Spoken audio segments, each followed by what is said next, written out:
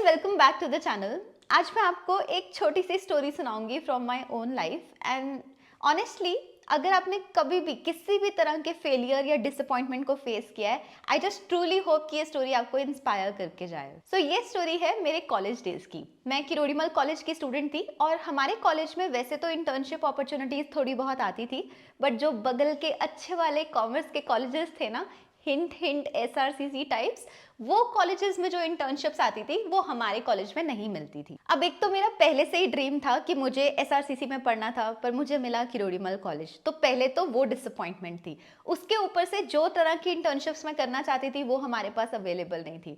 तो मुझे बहुत ज़्यादा जुगाड़ और इन्फॉर्मेशन कलेक्ट करने के बाद समझ में आया कि एक अपॉर्चुनिटी होती है जिसे बोलते हैं रिसर्च इंटर्नशिप, और सारे आईआईएम्स वो प्रोवाइड करते हैं। इसमें हमें किसी ना किसी प्रोफेसर को ईमेल ड्रॉप करना होता है और हम फिर उन आईआईएम प्रोफेसर्स के अंडर रिसर्च इंटर्नशिप कर सकते हैं। मैंने हर आईआईएम के मार्केटिंग प्रोफेसर्स पे थोड़ा बहुत पढ़ना शुरू किया कि कौन से प्रोफेसर सबसे अच्छे हैं। और आईआईएम अहमदाबाद के एक प्रोफेसर हैं जिनका मैं यहाँ नाम नहीं लूंगी, लेकिन वो प्रोफेसर मार्केटिंग जीनियस के नाम से जाने जाते हैं। तो मैंने तुझे अपने कॉलेज में ठान लिया कि मैं तो इन्हीं प्रोफेसर के अंडर इंटर्नशिप करूंगी, फिर चाहे मुझे जितने मर्जी पापड़ बेलने पड़े। अब हुआ क्या कि मैंने उन्हें एक ईमेल लिखा, फिर मैंने कुछ टाइम बाद फॉलोअप ईमेल लिखा, तीसरा ईमेल लिखा, मुझे किसी भी ईमेल का रिस्पॉन्स नहीं आ रहा था।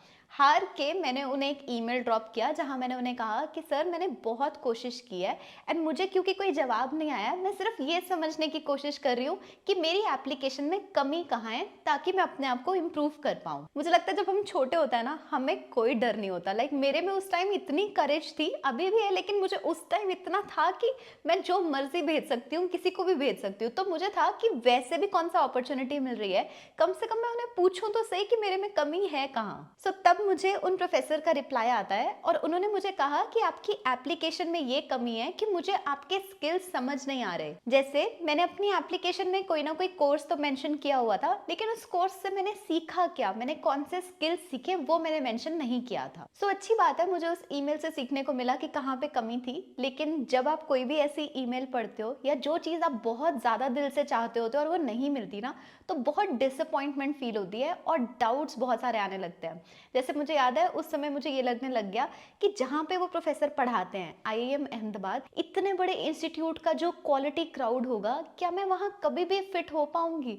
क्या वो प्रोफेसर जो मुझे उस इंस्टीट्यूट में इंटर्नशिप के लिए भी एक्सेप्ट नहीं कर रहे, वहाँ मैं एंटर भी कर पाऊंगी एज एन एमबीए स्टूडेंट? तो जब ये सब बातें दिमाग में आती है ना, जब हमें अपने ऊपर डाउट होता है, वो फीलिंग से अपने आप को बाहर निकालना बहुत ज़रूरी होता है। जब मैंने उन्हें ये ईमेल भेजी थी, उससे 3 साल बाद मेरी फाइनली आईआईएम अहमदाबाद में एडमिशन हो चुकी थी। मैं 1 साल कंप्लीट कर चुकी थी और सेकेंड ईयर में हमें अपने सब्जेक्ट्स चूज करने का ऑप्शन मिलता है। अब क्योंकि तब भी मार्केटिंग मेरा फेवरेट सब्जेक्ट था, तो मैंने 2 ऐसे कोर्सेज अटेंड किए थे मार्केटिंग के इन माय सेकेंड ईयर, जिनमें पढ़ाने वाले प्रोफेसर वही प्रोफेसर थे जिन्होंने मुझे इंटर्नशिप के लिए रिजेक्ट कर दिया था। उनकी सारी क्लासेस मैंने बहुत अच्छे से इंजॉय की हैं। उन्होंने बहुत अच्छी मार्केटिंग पढ़ाई। He is actually the marketing genius of IIM Ahmedabad. But मैंने आज तक उन्हें ये बात नहीं बताई कि मैं वही स्टूडेंट थी जिसने उन्हें 3 साल पहले ईमेल लिखी थी फॉर एन इंटर्नशिप। एंड पता है, मैं हर बार जब क्लास में बैठती थी मुझे यही चीज याद आती थी कि अगर 3 साल पहले मैं सिलेक्ट हो गई होती तो शायद आज जर्नी वैसी नहीं होती। उस 3 साल पहले की रिजेक्शन ने जितनी इंस्पिरेशन दी थी टू वर्क हार्डर, शायद अगर वो इंस्पिरेशन ना होती तो आज मैं इस क्लास में नहीं बैठी होती। इस वीडियो के थ्रू मैं ये कहने की कोशिश नहीं कर रही कि अगर आप किसी भी चीज में फेलियर फेस करते हो तो आपको इमीडिएटली उसके बाद सक्सेस मिलेगा, या फिर कि जब भी वो सक्सेस मिलेगा वो आपके पिछले डिसअपॉइंटमेंट को कवर अप करने में हेल्प करेगा। That is not necessary. लेकिन जो चीज मैंने सीखी है वो ये कि जब भी आप अपनी लाइफ में किसी फेलियर से आगे बढ़ोगे और पीछे मुड़ के देखोगे, that failure will make so much sense. It will make so much sense when the dots get connected back. मैंने अपनी लाइफ में एक चीज सीखी है कि जब भी आप फ्यूचर की तरफ देखो तो हमेशा होप के साथ देखो, और जब भी पास्ट की तरफ देखो तो हमेशा लर्निंग एटीट्यूड के साथ देखो, एंड रहो हमेशा प्रेजेंट में। सो इस वीडियो को देखने वाले हर पर्सन के लिए, चाहे आप किसी भी एज ब्रैकेट में हो, मेरा सिर्फ यही मैसेज था कि किसी भी डिसअपॉइंटमेंट को आपकी लाइफ में एक फुल स्टॉप मत लगाने दो।